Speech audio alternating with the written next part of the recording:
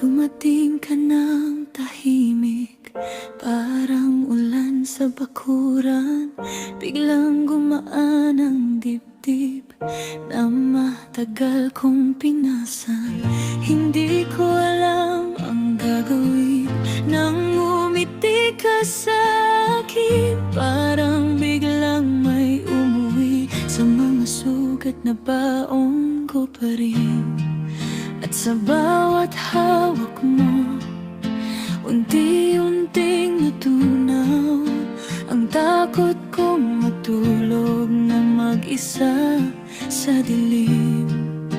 Ikaw ang unang tao na hindi ko pinigilan. Dahil sa'yo natutunan ko kung paano magpakatotoo.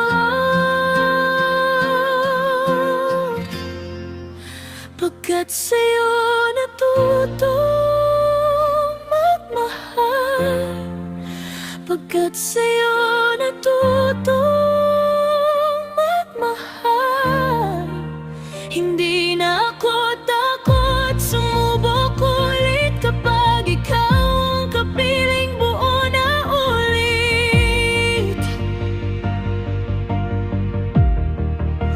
Pagkat sa'yo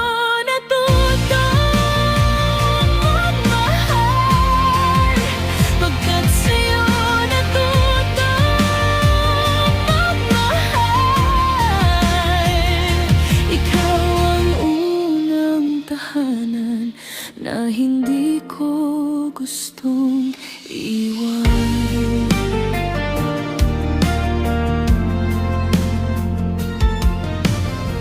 Sa simpleng tawanan natin, may kakaibang pahinga.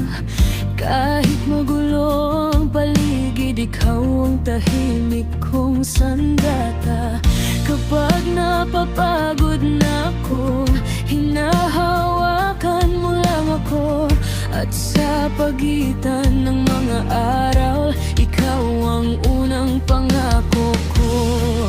At sa bawat hawak mo, unti-unting natunaw ang takot kong matulog ng mag-isa sa dilim. Ikaw ang unang tao na hindi ko pinigilan. Dahil sa'yo natutunan ko kung paano magpakatotoo. Pagkat sa'yo natutong magmahal, pagkat sa'yo natutong magmahal, hindi na ako takot sumubok ulit kapag ikaw ang kapiling buo na ulit.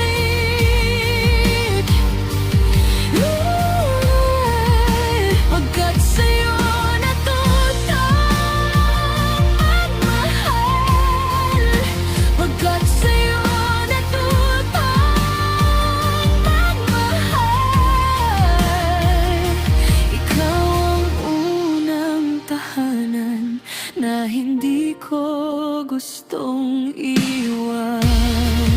Kung dati puro pag-iingat, ngayon puso ng uda. Kung dati puro pagpupubli, ngayon sa'yo lang ako. At kung sakaling may bukas pa, ikaw pa rin ang pipiliin. Kasi sa bawat pagbagsak ko, ikaw ang dahilan ng aking awit.